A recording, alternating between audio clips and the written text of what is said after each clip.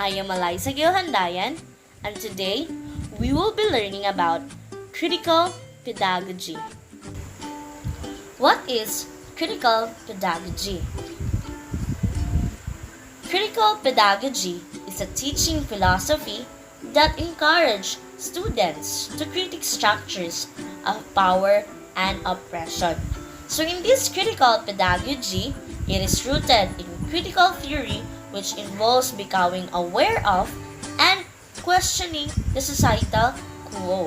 So in this critical pedagogy, or in this educational philosophy, a teacher uses his or her enlightenment to encourage students to question and challenge inequalities that exist in families, schools, and societies. Critical pedagogy is also a teaching approach which attempts to help students question and challenge domination. Okay? In other words, critical pedagogy, it is a theory and practice of helping students to achieve critical consciousness.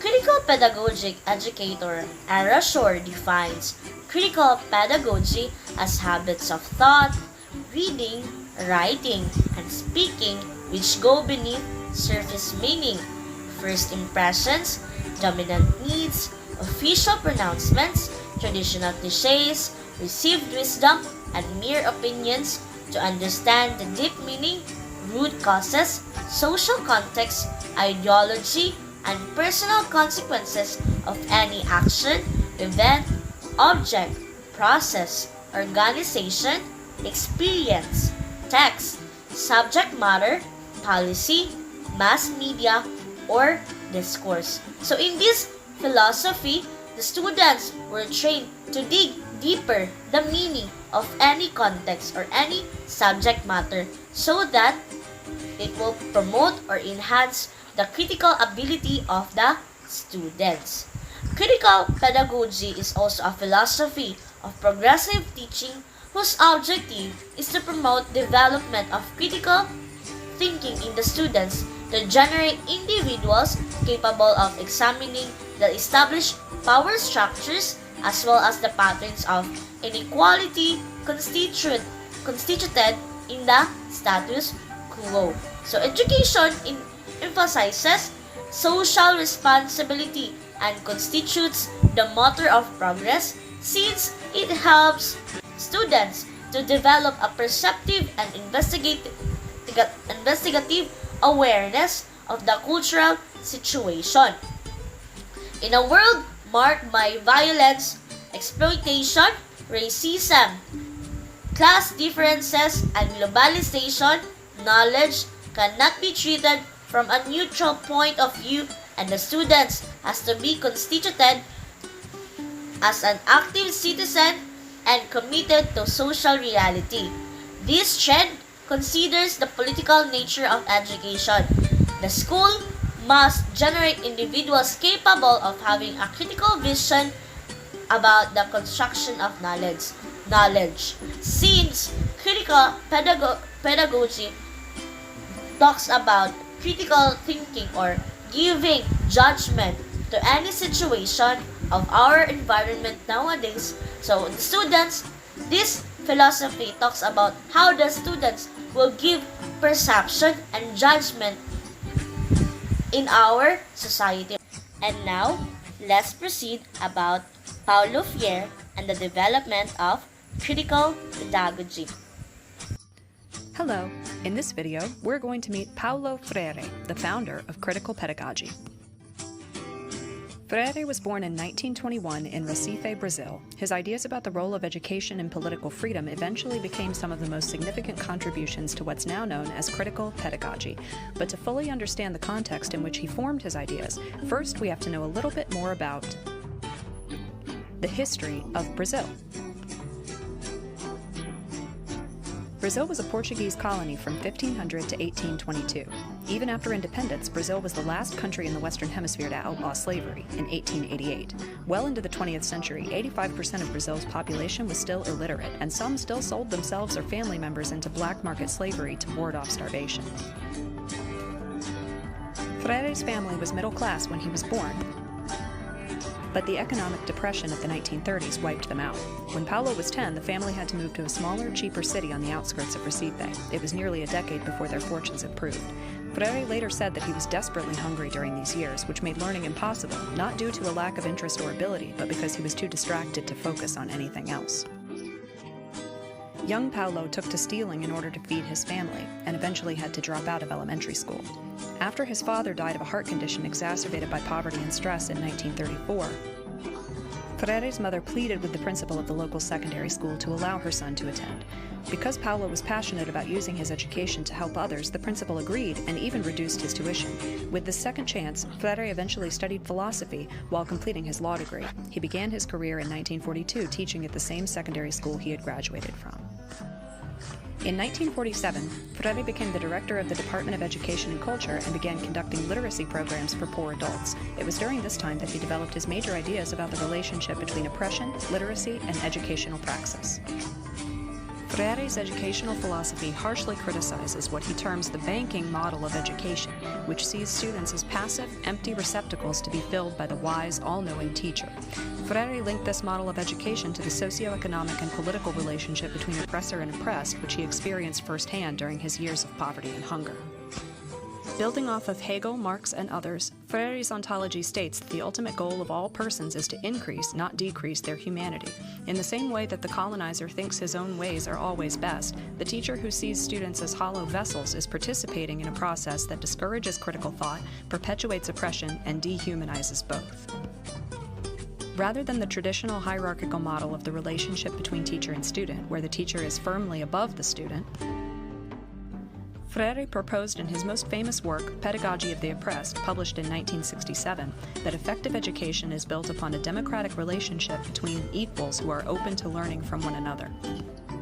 This teacher-student relationship is what allows conscientização, the critical awareness that precedes action, to develop in oppressed peoples over time.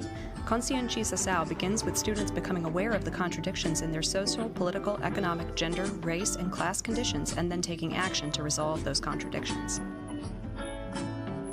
In Freire's so-called problem-posing education, teachers problematize each issue discussed in class. Students then pose their own solutions. Teacher and students then work together in both goal and process to successfully change the conditions of oppression and ultimately achieve the democratic ideal of freedom and equality for all. Dialogue is the basis for all problem-posing pedagogy and requires solidarity, a sense of equal footing, and mutual respect. Freire wrote in his later works that education is fundamentally an act of love. Among the many educators, philosophers, and activists influenced by Paulo Freire are Bell Hooks, Henry Thoreau, Cornel West, and Jonathan Kozol. Pedagogy of the Oppressed has been translated into 17 languages, and its emancipatory teaching model has been adopted or adapted in many previously colonized countries on every continent on the globe. The Paulo Freire Institute is currently active in 18 countries. Even U.S. educators have attempted to adapt Freire's model, though some find it too controversial. For instance, Pedagogy of the Oppressed is one of the books banned by the state of Arizona.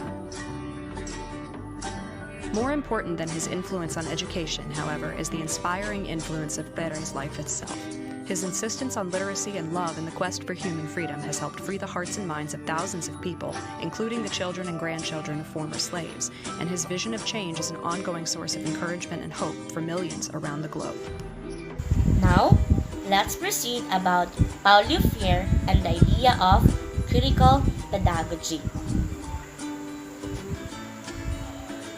Paulo Freire, 1921 to 1997, was a champion of what's known today as critical pedagogy, the belief that teaching should challenge learners to examine power structures and patterns of inequality within the status quo. So here, Freire emphasized how important it is to remember what is to be human and saw education as a way to transform oppressive structures. His perspective stemmed from the values of love, care, and solidarity. What are the implications of Frere's ideas? So there are three implications of Frere's ideas to consider in light of Frere's critical pedagogy. Number one, remember that teachers and children are both learners. So here, Frere emphasized the collaborative nature of learning. He called for careful consideration of the power dynamic between teacher and learner so that learning is a joint venture instead of something more authoritarian. Number two, develop their critical literacy. Because from the word itself, critical, in the critical pedagogy, learners should think critically about the things they read, see, and hear, and they can identify injustice and inequality.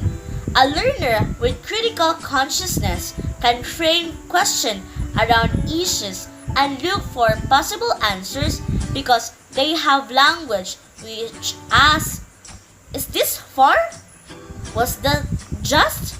Was there equality? So those are the questions to develop by the students.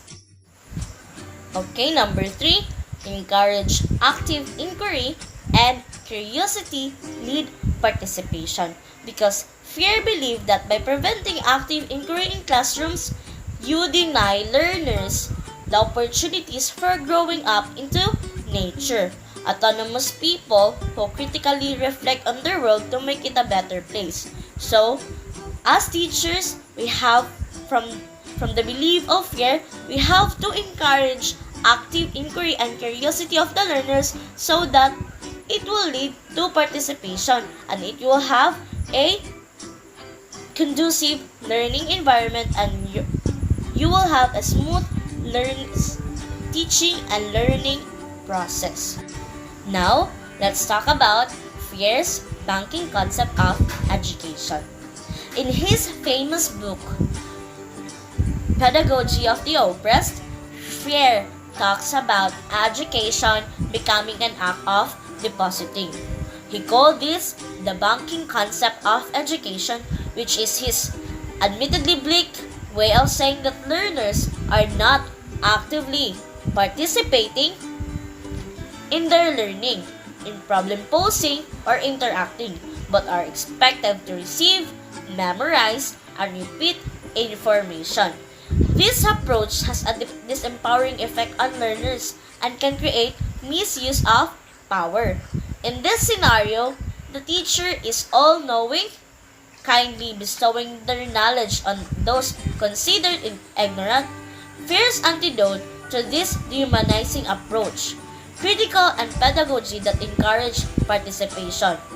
Because, as you can see, critical pedagogy talks about how the students should criticize or perceive things in our environment. So, Frere believes also that if we implement critical pedagogy in our classroom, the students will develop their critical thinking and they will be able to see the reality in our society. Now, how can we integrate Frere's idea in the classroom? First, implementing Frere's idea of critical consciousness means opening your eyes to the injustices around us. When you start notice how one dominant group in society may be imposing a culture or worldview on everyone else, you can begin to resist it.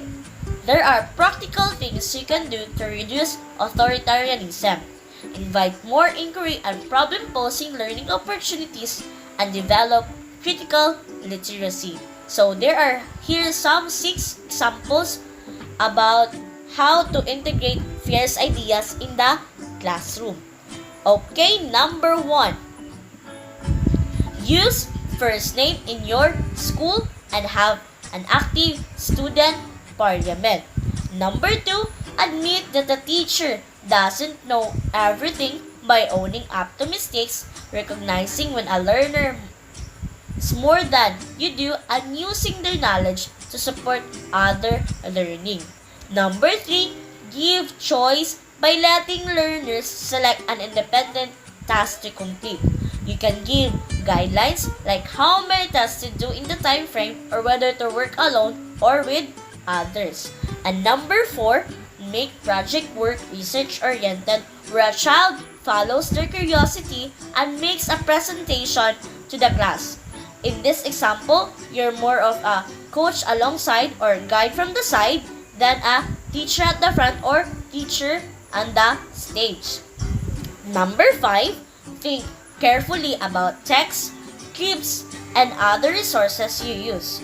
Are they reflective of both sexes, a diversity of ethnicities, and socio-economic perspectives? Since critical pedagogy looks upon of the fairness and equality of the students, so you have to be more careful about choosing text, clips, and other resources that we use.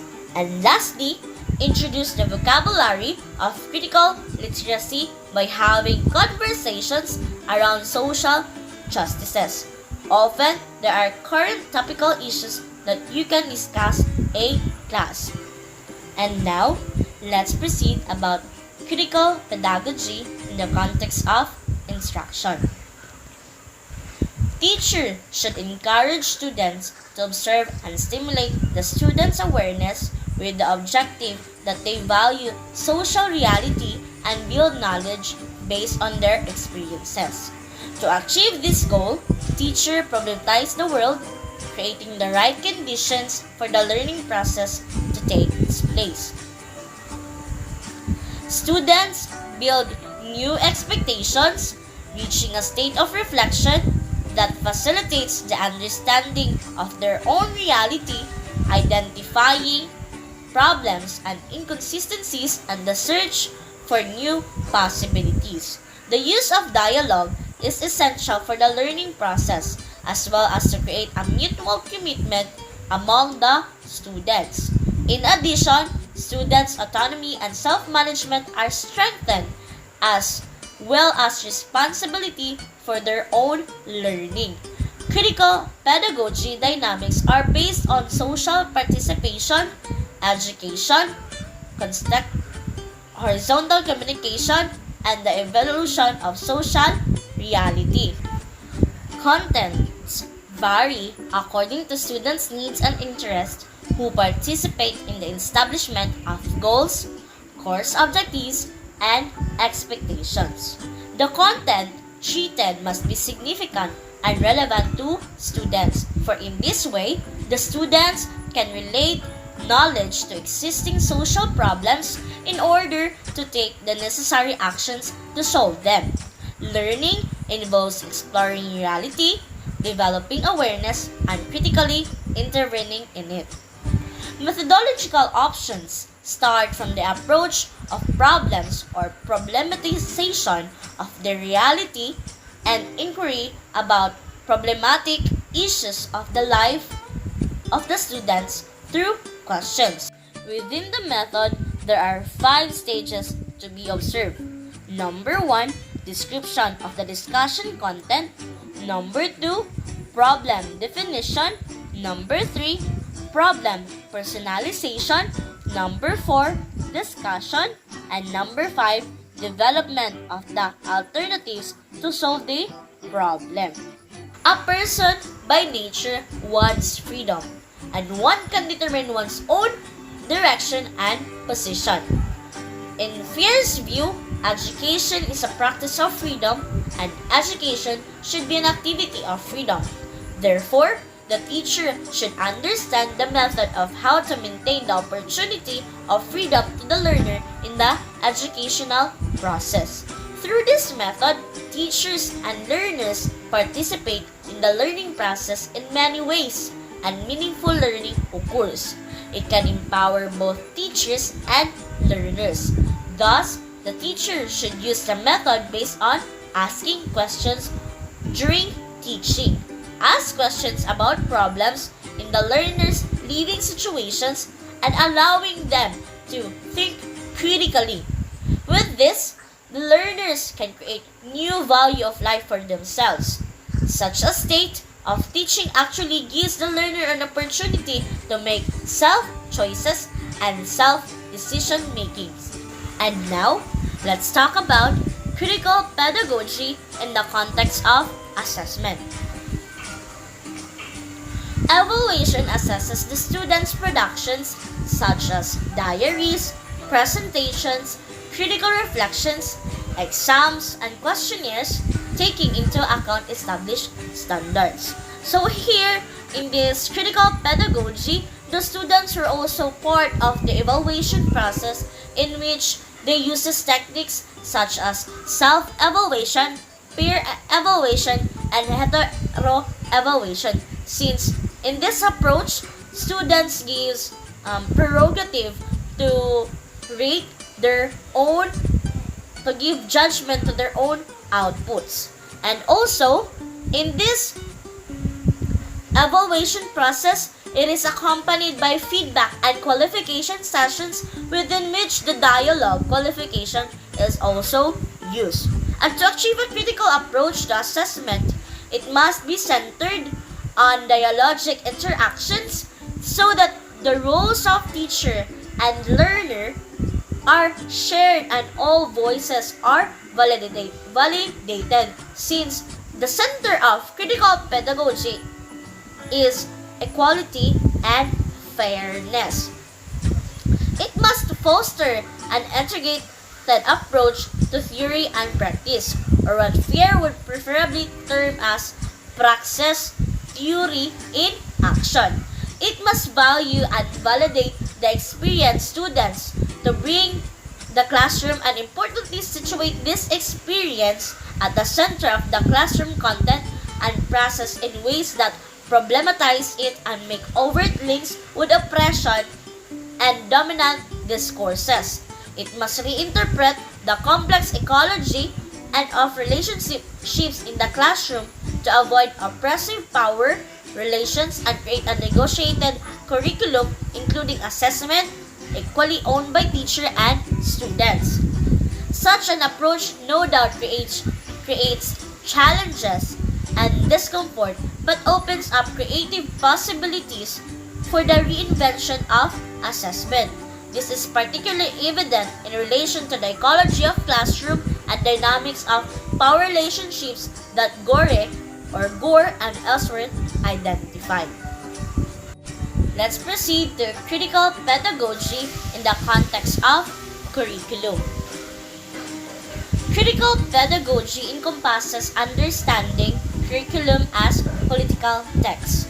This political view of curriculum generates the most voluminous body of scholarship in the curriculum field today, and no serious curriculum scholar would advance the argument that schools in general and curriculum in particular are politically neutral.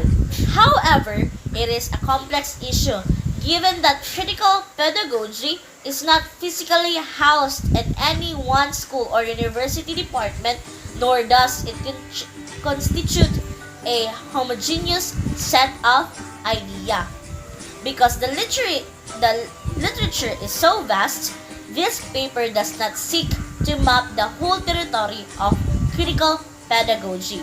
Rather, it takes an overview of the central concerns and philosophies, tracks the development, and briefly examines some of the literature that critiques aspects of critical pedagogy. Ultimately, the intention is to identify aspects of critical pedagogy that are relevant to the issues of teacher education and the assessment of qualified teachers. The curriculum planning is based on the idea that there is no single method that can work for all people. Therefore, the curriculum is designed using the experiences of the learners and the realities of their lives. In Fair's view, curriculum planning is a completely learners-oriented process that starts with the learner's expectations and desires. He accepts that curriculum development is a continuous process that can be achieved through the mutual participation of teachers and learners, or educators and learners. Curriculum development is not an upward-down process, and all those involved in education and learning process should play their role in educational planning in the best way. From this point of view, education is a means to make people aware, while the status quo of society impedes their mental progress due to political and social conditions. First, curriculum perspectives. The process of expanding and developing knowledge with simultaneously work and practical participation in economic efforts is implemented. When quantitative and qualitative educational development based on critical awareness can be effective in a broader development and expansion of individual and collective life, educators associate school and educational plans with the job and economic production process. It should also be linked to political situations and cultural heritage. Fierce education focuses on the education of the oppressed. He believes that oppressed people have no critical thinking power for various reasons. Freire states that it is necessary to concentrate on the rural reality so as to adjust education to the realities of the country. In fact, they have tried to focus in educational planning on the fact that any curriculum must be based on the current realities of the lower classes of society. Freire proposed various measures for society wherein the silent culture is dominated and the oppressed people are deprived of their rights. Knowledge of these measures is important for curriculum development. Freire states that education must begin with resolving the paradox of the instructor-learners, including the poles of contradiction. Both the instructor and the learner belong together.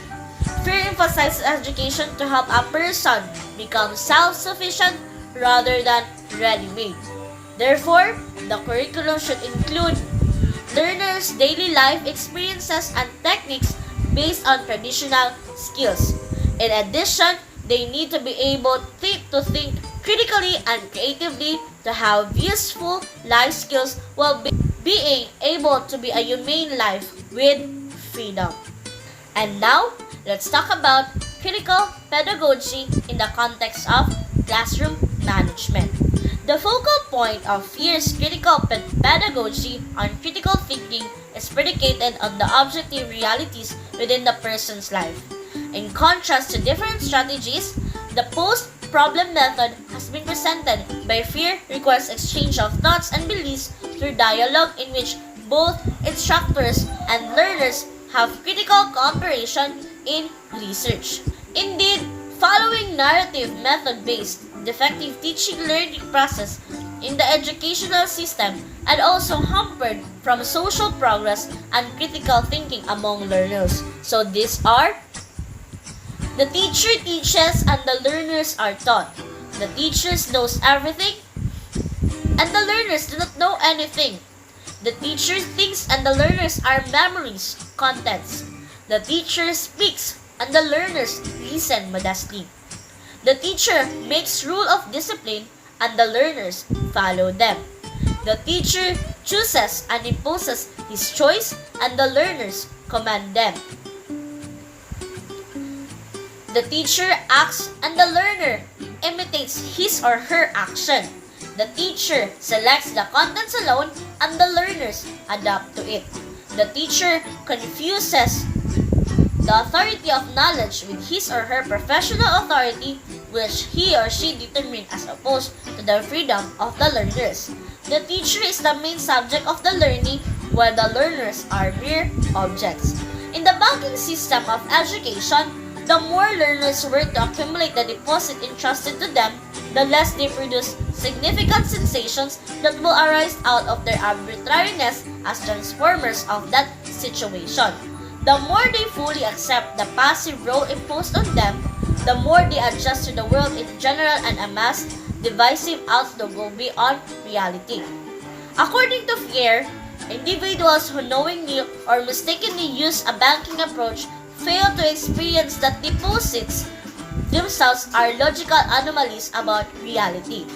According to Fier, refer to the metaphor of the traditional way to deal with education as the banking model of education since it resembles saving cash in a bank. This model reflects the structure of an oppressive society where the oppressed and the oppressors are divided. It advocates the determination of reality, so it is a vehicle for proceeding with the political mistreatment and neutralizing freedom.